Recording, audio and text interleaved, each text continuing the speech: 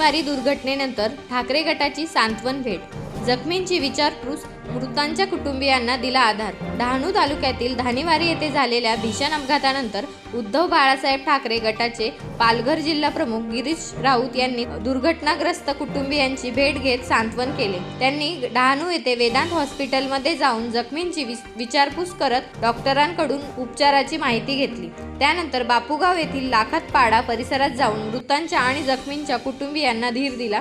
या दुःखद प्रसंगात ठाकरे गट कुटुंबियाच्या पाठीशी ठामपणे उभा आहे। आवश्यक ती सर्व मदत केली जाईल असे गिरीश राऊत यांनी सांगितले।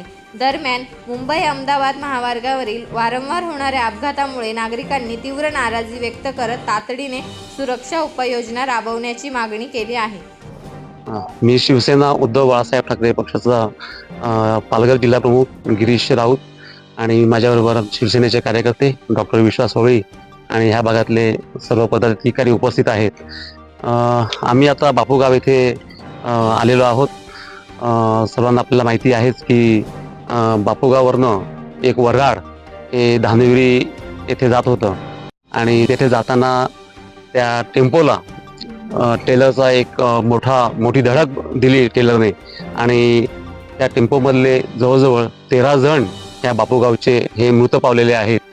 मी प्रथम हे जे मृत पावलेले जी लोक आहेत त्या लोकांना सर्वांना मी इथे आमच्या पक्षातर्फे भावपूर्ण श्रद्धांजली अर्पण करतो। त्यानंतर वेदांत हॉस्पिटल इथे आम्ही गेलो होतो। वेदांत हॉस्पिटलला आम्ही तिथे जे रुग्ण आहेत ज्यांना ॲडमिट केलेलं आहे त्यांची भेट घेतलेली आहे।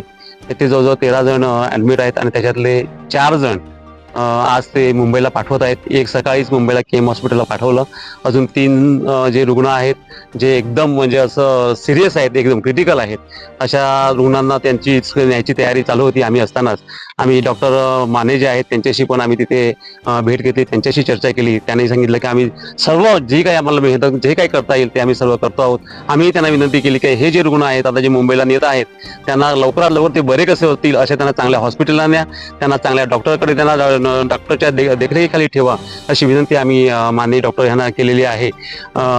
पुन्हा हे जे आता मृत पावलेली माणसं या बापूगावची आहेत त्यांना सरकारने काहीतरी अशी मदत 5 लाखाची जाहीर केलेली आहे। तर आमची सरकारला शासनाला विनंती आहे की लवकरात लवकर तुम्ही ते 5 लाख रुपये जे आहेत ते कुठलाही निकष न लावता, कारण त्या नातेवाईकांना आम्ही त्या कुटुंबियांना भेट दिली, अतिशय ते एकदम त्यांची दयनीय परिस्थिती आहे, तर त्यांना ती मदत लगेच सरकारने कशी आपल्याला देता येईल त्यासाठी प्रयत्न करावा।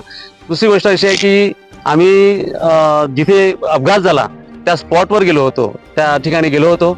त्या ठिकाणी पाहिल्यानंतर तिथे जे काही हायवे आहेत, परंतु हायवेच्या बाजूला जे काही गाव आहेत, जे काही पाडे आहेत, या पाड्याला जाण्यासाठी तिथे कुठेही सर्व्हिस रोड नाही। तर मी शासनाला तीही विनंती करीन लवकरात लवकर ह्या हायवेला डहाणूपासून किल्लारफाटा असो किंवा वसई असो त्या भागामध्ये जेवढे काही गाव आहेत किंवा जे काही पाडे आहेत त्या सर्व ठिकाणी शासनाने लवकरात लवकर ते सर्व्हिस रोड कसे होतील ह्यासाठी प्रयत्न करावा। अन्यथा आम्हाला शिवसेना उद्धव बाळासाहेब ठाकरे पक्षातर्फे तिथे आंदोलन करणं भाग पडेल आणि त्यासाठी आम्ही आंदोलन करणार, कारण त्या ठिकाणी अनेक पाड्यातून वगैरे लोक येतात आणि अशा अनेक त्या ठिकाणच्या आम्ही काही लोकांना विचारलं तर त्या लोकांनी सांगितलं आम्हाला की तिथे असे अनेक अपघात या भागात घडतात, परंतु हे जे शासन आहे किंवा ते हायवेचे काही जे कॉन्ट्रॅक्टर्स वगैरे आहेत ते कोणीही तिथे लक्ष देत नाही। परत या भागामध्ये आधी एकदा धानेरी येथे काही लोकांनी तिथे ॲम्ब्युलन्स दिली होती आणि त्याचं उद्घाटन करण्यासाठी राज्यपाल स्वतः तिथे उपस्थित झाले होते आणि एक आधी तिथे ॲम्ब्युलन्स होती, अजूनही 2 ॲम्ब्युलन्स त्यांनी द्याव्या म्हणून राज्यपालांनी तिथे त्यांना विनंती केली होती। अशा 3 ॲम्ब्युलन्स असताना सुद्धा एकही ॲम्ब्युलन्स जेव्हा तिथे घटना घडली तेव्हा अर्धा तास तिकडची लोक होती त्या ॲम्ब्युलन्सना कॉन्टॅक्ट करत होते, संपर्क करत होते का तुम्ही लवकरात लवकर या, पण तिथे एकही ॲम्ब्युलन्स त्यावेळेला पोहोचली नाही। आणि तिकडची पिकअप किंवा मग अशा काही व्हॅन वगैरे घेऊन त्या लोकांनी त्या बिचारा जे काही अपघातग्रस्त होते त्या सर्वांना मग वेदांतामध्ये हॉस्पिटलमध्ये वगैरे सगळे घेऊन गेले। ह्याचाही आम्ही तिथे निषेध करतो आहोत या ठिकाणी।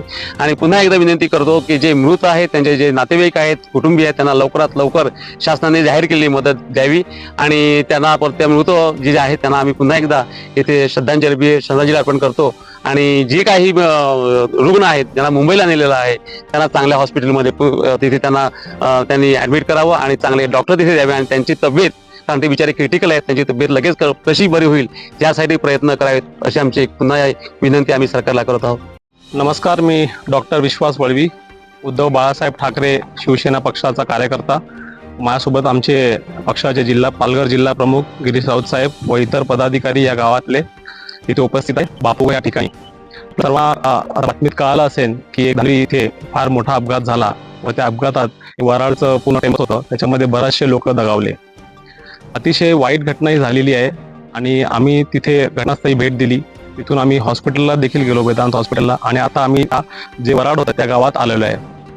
काही म्हटली तर त्या हायवेला एक टाइम स्पॉट आहे जिथून गाडी चढते आणि उतरताना त्याला दिसत नाही पुढे गाडी कुठली आहे. तर एक ब्लाइंड उतरण अशी आहे. तिथे मला वाटतं हायवे प्राधिकरणांनी बोर्ड लावला पाहिजे की पुढे अपघाती वळण किंवा अपघाती उतरण आहे रोडला, जेणेकरून पुढे गावातले बरेच लोक तिथे एक टर्न नाही, तर त्यामुळे ह्या गावातले भरपूर लोक त्या सर्व्हिस रोड नसल्यामुळे त्या रोडने जातात आणि पुढची ट्रक जेव्हा चढण उतरून खाली उतरते तेव्हा त्याला दिसत नाही, त्याच्यामुळे डायरेक्टली जाऊन ते धडकते. आम्हाला माहिती पडलं की तिथे अजून दर आठवड्यात काय ना काय अशी घटना घडते आणि मागच्या आठवड्यात देखील अशी घटना ऍक्सिडेंट झालेला आहे. म्हणजे हे डेंजर स्पॉटच आहे आणि त्यामुळे हायवे प्राधिकरणाने तिथे योग्य तो बोर्ड लावून लोकांना माहिती देऊन ते कळवणं गरजेचं आहे. दुसरी गोष्ट, हॉस्पिटलला आम्ही तिथे भेट दिली असताना त्यांना रुग्णांना आम्ही भेट दिली. त्यातले आज 4 रुग्ण क्रिटिकली इल आहेत, ICU मध्ये आहेत, डोक्याला मार लागलाय आणि त्यांना सगळ्यांना आज त्यांना मुंबई इथे रवाना करण्यात येत आहे. बाकी जे रुग्ण आहेत त्यांना नॉर्मल वॉर्ड जनरल वॉर्डमध्येच ठेवलेलं आहे व त्यांचा उपचार तिथे चालू आहे. आम्ही जेव्हा इथे गावात भेट दिली तेव्हा बरेचसे लोक जे त्या टेम्पोमध्ये होते, वराडच्या टेम्पोमध्ये, त्याच्यात बऱ्याच लोकांना मुक्का मार किंवा असा शॉक बसलेला आहे आणि ते लोक एवढे, आता त्यातले काही लहान मुलं, पण आम्ही एका घरात गेलो, त्यांच्या घरातले नातेवाईक वारलेत, पण ते लहान मुलांना सांगता येत नाही कारण ते शॉकमध्ये आहे.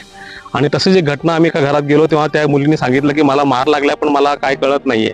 तर माझी अशी विनंती आहे आरोग्य विभागाला की त्यांनी परत जे वराडमध्ये जेवढे लोक होते या गावात एक परत PHC मार्फत किंवा इतर डॉक्टरांना पाठवून सगळ्यांचं परत एक जनरल चेकअप ठेवलं, जेणेकरून ही विचारपूस तरी व्हायला पाहिजे की त्यांना काय मार अजून लागला आहे, काय दुखापत झाली आहे, जेणेकरून ज्यांना आता आहे त्यांना माहीत नाही. अजून ते बरेच लोक शॉकमध्ये आहेत, त्यांच्या घरातले लोक वारलेले आहेत आणि त्यांना कळत नाही की काय करावं.